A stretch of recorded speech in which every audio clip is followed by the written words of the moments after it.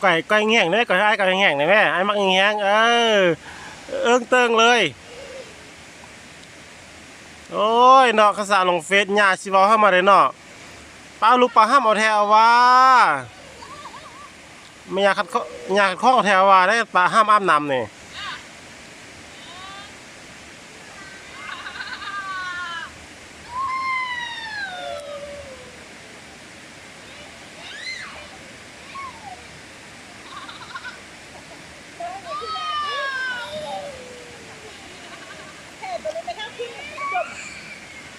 จมแท้